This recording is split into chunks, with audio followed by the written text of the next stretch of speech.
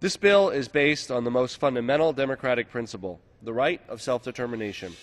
Puerto Rico has been a U.S. territory for over 100 years, yet during that time, Congress has never bothered to determine whether Puerto Ricans are actually satisfied with the status quo.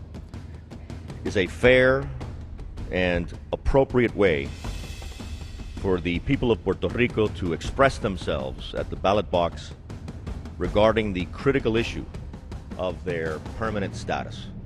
For you see, I was born in the territory of Puerto Rico, and by being a resident of New York and having been raised in New York, I'm able to be a member of Congress. Not a resident commissioner, with all due respect to my brother, but a full voting member of Congress. And so I come fully understanding how it is to be able to look at yourself and to wonder what, if ever, will be resolved when it comes to the status of Puerto Rico. This legislation is as fair as you can possibly expect, and I would hope that this House would respond by passing this legislation and sending the message to the people of Puerto Rico that Congress would welcome. This process is absolutely respectful of the Puerto Rican people's right to decide their future status. First, a little history lesson. The American flag has flown over Puerto Rico for more than a century. It's been a U.S. territory since 1898. People of Puerto Rico have been citizens of the United States since 1917. Citizens born in Puerto Rico are natural-born U.S. citizens. Bound by federal law, they pay federal payroll taxes, are even eligible to be elected president. American citizens from Puerto Rico have been drafted into military service during World War II and every war ever since. 5 Medal of Honor winners from Puerto Rico, 65,034 Puerto Ricans served in World War II alone. It's been an enormous contribution to the life of this nation by these American citizens. As a conservative who believes in the power of self-determination and individual liberty, I believe the 4 million American citizens in the Commonwealth of Puerto Rico should be able to voice their opinion about Puerto Rico's relationship to the United States. My position with regard to the status of Puerto Rico is that the people of Puerto Rico have the right to decide the political and legal status of their wonderful island through a fair, neutral, as well as federally recognized plebiscite. This is a very significant moment and a very significant bill. If the people of Puerto Rico ultimately vote to request admission to the United States of America as a state of the American Union, there will be no stronger defender of their right to be the 51st American state than me. Puerto Ricans have a rich history of service to our nation. They've served honorably in our military, as federal officials and ambassadors, and our newest member of the Supreme Court, Justice Sonia Sotomayor, is of Puerto Rican descent. But in all this time, the people of Puerto Rico have never been given the chance to express their views about the island's political relationship with the United States in a meaningful vote sponsored by Congress. For the first time in 112 years, this legislation is a self-determination vehicle. And I support self-determination. I support democracy everywhere. Will ask the 4 million American citizens in Puerto Rico what is fair. Since 1898, residents of Puerto Rico have been deprived of full and equal political representation. Though its residents are American citizens, the island is not a state, and its residents have no equal voting representation in Congress. An attempt to get an idea of how the people of Puerto Rico feel about this very important issue. They are American citizens. During this recent health care debate, I think it helped show the people of Puerto Rico some of the advantages that might be attained were they a state. Their resident commissioner, Pedro Pierluisi, did an excellent job trying to advocate for the interests of Puerto Rico in this health care debate, but he was but one vote. The people of Puerto Rico, counted and apportioned under a census, should have 6 members of Congress. This day has been long in the making. With a population of nearly 4 million people, the people of Puerto Rico deserve the opportunity to decide their fate. Puerto Rico has been under the U.S. flag for 111 years, and its residents have been U.S. citizens for more than 90 years. Since the extension of U.S. citizenship to its residents in 1917, Puerto Rico has maintained one of the highest per capita rates of participation in the U.S. Armed Forces. They're dying for this country. More have died percentage-wise in conflicts than any state in the Union. I think it's inappropriate for those that do not represent those people to speak out against this legislation. I think it's wrong not to recognize that this is long overdue. 112 years ago, Puerto Rico became Puerto Rico. They were supposed to be a state, and I am the only member of this House that's gone through the statehood battle. So these people coming down here from New York and every place else, they don't know. They don't know what they're talking about.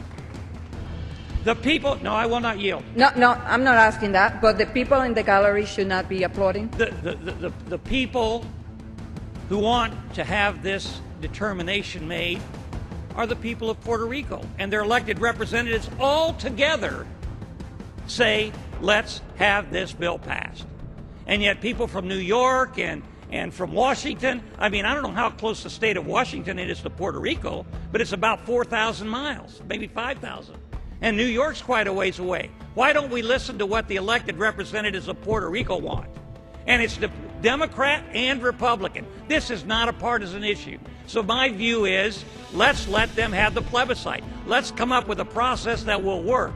We've tried this before and it's been split up all over the place. This process will work. It will boil it down to what the people of Puerto Rico really want. And I believe they want statehood, and we ought to let them determine that. If their representatives want it, if their governor wants it, if everybody else wants it, and if they're sacrificing their lives for this country, then by gosh, we ought to give them a chance to be a state. I yield back to Bob.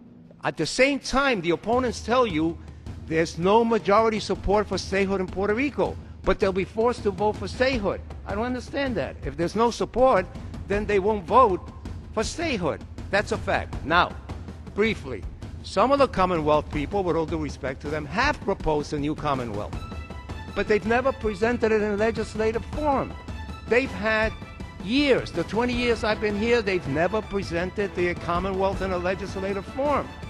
Individuals born in Puerto Rico have been U.S. citizens, but Puerto Rico itself has been a Commonwealth. And as neither state nor an independent political entity, it has, as Ronald Reagan once said, an unnatural status. It is part of our country, but not entirely. Separate from our country, but not really. Ronald Reagan was motivated to support possible statehood for Puerto Rico, in part because our communist enemies were at the time exploiting Puerto Rico's status to sow unrest in Latin America by calling for an end to, quote, Yankee imperialism. While the Soviet Union may no longer be with us, Hugo Chavez is attempting to sow the same unrest, calling for an end to U.S. imperialism in Puerto Rico. Reagan said back in 1980 that we must be ready to demonstrate that the American idea can work in Puerto Rico. Over the past 2 years, my friend Governor Luis Fortuño has worked to do just that. The governor and others are actively working to increase economic opportunity by reducing the burden the government places on the people, introducing competition and choice to education, lowering taxes, restoring law and order, and defending traditional values. Listening to these achievements, I'm reminded that the great experiment begun by our founding fathers is not in its last days, but instead is being constantly renewed as we work to expand what it means to live in a land of opportunity. Our best export has always been our ideas, and first and foremost amongst those ideas is the promise that limited government based on the consent of the governed, that respects the inalienable rights granted by God, is the best hope for mankind on earth. These ideas have also served as a magnet, drawing all those who wish for a better life to our shores. The citizens of Puerto Rico share in this American inheritance. They share in our values and in their belief in the American dream. The citizens of Puerto Rico deserve the opportunity to speak to their aspirations for the future in a sanctioned plebiscite. If I were drafting this bill, Mr. Chairman, I would draft it differently. And while this legislation is far from perfect, I am motivated at the end of the day to support it by the belief that America's promise is not finite in terms of space or time. And examine the history of the response of the Congress. It is absolutely historically factual that the Congress decides under what terms a new state will be formed. This day has been long in the making. With a population of nearly 4 million people, the people of Puerto Rico deserve the opportunity to decide their fate. Puerto Rico has been under the U.S. flag for 111 years, and its residents have been U.S. citizens for more than 90 years. Since the extension of U.S. citizenship to its residents in 1917, Puerto Rico has maintained one of the highest per capita rates of participation in the U.S. Armed Forces. The only time that you can really know that Puerto Ricans are treated as Americans are treated is when they are drafted or when they volunteer to serve this great country of ours. And when it ends up, you will find that per capita, more people have been died and wounded defending our flag from Puerto Rico than any state or any territory. So it just seems to me that something has to be done. It is so truly unfair to respect our flag and respect our citizens and to tell them that they can fight a war where they can't even vote for the president. And quite frankly, as far as the status is concerned, it has hurt me as an American that this has consumed the island. And for the first time in a couple of months, I've heard about free association. I have more Puerto Ricans in my district in New York than probably in San Juan. I've never heard anyone talk about free association. We did not ask that to occur in any one of the captive nations that we spoke up on. Ronald Reagan did not ask for that. Let us not ask for it. Let us give an honest up or down vote to the people of Puerto Rico, who for 112 years have perceived themselves as a colony. Puerto Rico asked for statehood. Your Republican governor asked for a vote for this bill and against this motion to recommit. I ask my party to do the same. Give Puerto Rico its chance today.